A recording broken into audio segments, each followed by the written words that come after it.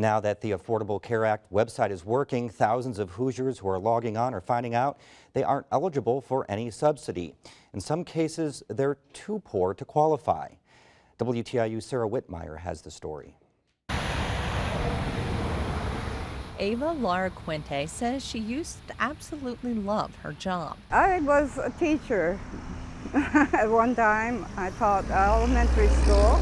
She did it for more than a decade, but in 1999, she finally had to step away from the career she loved because she had so many health problems, among them bone degeneration and PTSD.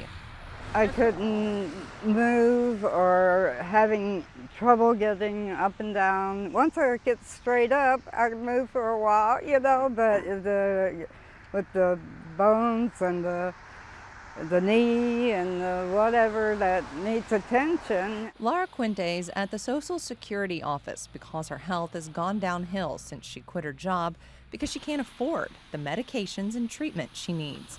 When she quit her job, she also lost her insurance.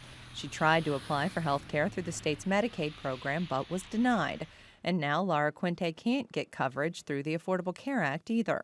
The irony of, if you make above the 100% of federal poverty, then you can buy insurance on the exchanges and get a subsidy to help pay for your premiums. But if you fall below 100% of poverty, then you're too poor and you don't get any help at all. As many as 400,000 Hoosiers are in the same boat as Lara Quinte. More than 100 of them rallied last month at the State House for better health coverage. The Affordable Care Act allowed states to expand Medicaid to 138% of the poverty level. But Indiana Governor Mike Pence said no, and he wanted to expand the system using the Healthy Indiana Plan model. In September, he announced the state had gotten a waiver from the U.S. Health and Human Services Secretary to continue the program through 2014. I believe that securing the waiver to continue the Healthy Indiana Plan is a victory for Hoosiers enrolled in this innovative program. But after 2014, it's up in the air.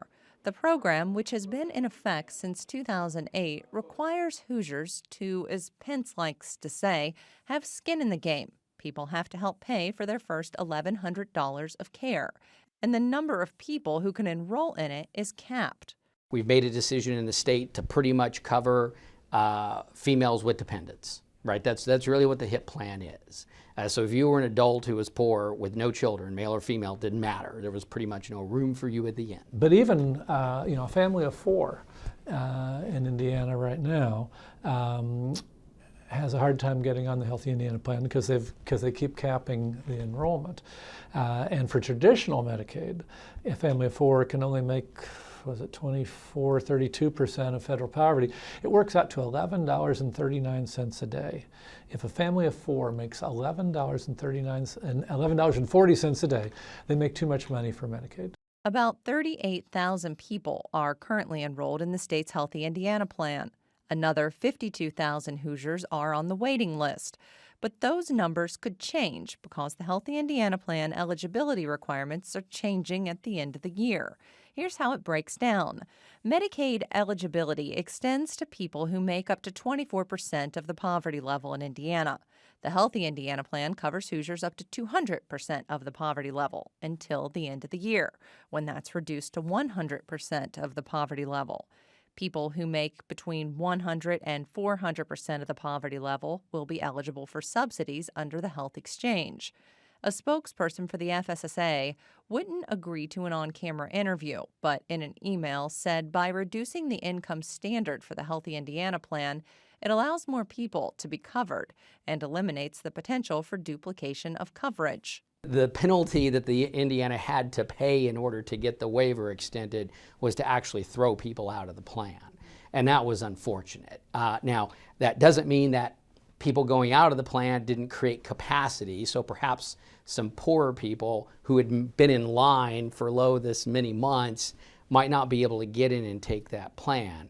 But that's just moving cups and balls, right? You're not changing fundamentally the nature of the uninsured. In this past legislative session, lawmakers set aside $250 million for potential costs associated with the Affordable Care Act. Stone says he'd like to ask Governor Pence why he says there's no money to expand Medicaid when that money is just sitting. Through 2016, the federal government has agreed to pay 100% of the cost to expand Medicaid. It would go down incrementally after that to 90% in 2020. Stone says Indiana has the money to pay its share of the cost. There are estimates of what it would cost to expand Medicaid through the Affordable Care Act, and they range between a low of $50 million a year and a high of $150 million a year. I think we spend plenty of money on a lot of other things that could wait. Let's make our people healthy. With few exceptions, everyone is required to have health insurance in a year or face tax penalties. Some people aren't going to be able to pay for it at all. And then they were saying, you have to, I know what I've heard among the extremely poor, and those of us who've been at the very bottom and even below, you know, it's like, we have a deadline date. Oh, or you're going to jail. You know, that's the rumor. And it's like, well, I guess they're going to have to build some more jails, you know. We should mention it seems unlikely we'll actually see a lot of people going to jail if they fail to sign up for insurance. The penalty in 2014 for not having coverage is either 1% of a person's income or $95, whichever is greater. Of course, those fees do increase every year. The IRS says if you can't afford to pay the fine with the tax return, they'll take it out of any refund that you might have due. Law does prohibit the IRS from seizing your property as a penalty for failing to have health coverage.